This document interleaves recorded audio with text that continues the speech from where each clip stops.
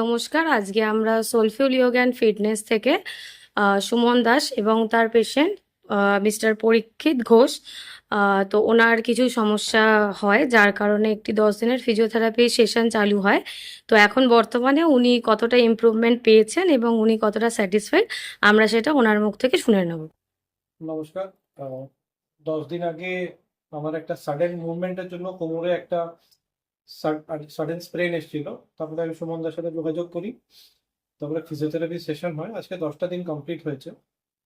তো আমার ব্যথাটা তো নির্মূল হয়েছে, এর আগেও আমার এরকম ইনসিডেন্টস হয়েছিল, কিন্তু এখানে যেটা সব থেকে বেশি ডিফারেন্সিয়েটিং ফ্যাক্টর যেটা আমার মনে হয়, শুধু থেরাপি করে চলে যাওয়া সেটা নয়, তার সাথে মুভমেন্টের জন্য এক্সারসাইজ করা, নিজের কোরটাকে কিভাবে স্ট্রেনথেন করা যায়, মাসেলগুলোকে প্রপার শেপে নিয়ে আসা, সেইটাতে যে হেল্প করেছেন। আমি সেই 10 দিনের মাথায় আমি উঠে দাঁড়িয়ে হাঁটতে পারছি, নর্মাল চলতে পারছি। আমার মনে হয় এটাই একটা বড় ডিফারেন্সিয়েশন ফ্যাক্টর, সেটার জন্য I am very much thankful. তো এবার আমরা জেনে নেব যে আমাদের পেশেন্টকে কি থেরাপি দেওয়া হয়েছিল এক্স্যাক্টলি, সেটা আমরা সুমনের থেকে শুনে নেব। আমি স্যারকে ফ্যারাটিক স্টিমুলেশন এবং আল্ট্রাসাউন্ড প্রোভাইড করি 10 দিনের জন্য। এই সার্ভিসটা পেয়ে আপনি আমাদের কত রেটিং দিতে পারেন 10-এর মধ্যে? দেখুন, যেরকম আমি বললাম যে ফিজিওথেরাপি বলতে শুধু টেস্টটা দিলেন, ইউএসটি করলেন, চলে গেলেন, that is one kind of A treatment.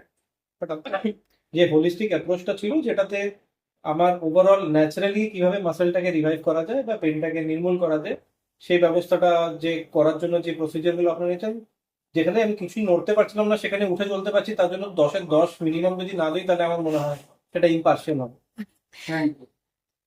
ঠিক আছে। তো এবার আমরা একটা বিষয় জানতে চাই, সেটা হচ্ছে যে আপনি কি সাজেস্ট করবেন যে আমাদের এই সার্ভিসটা যাতে আরো আপনার মতো প্রবলেম বা আদার্স কোনো প্রবলেমের জন্য যাদের দরকার তারা যাতে আমাদের সাথে যোগাযোগ করে, সেই বিষয়ে আপনি কি বলতে চান?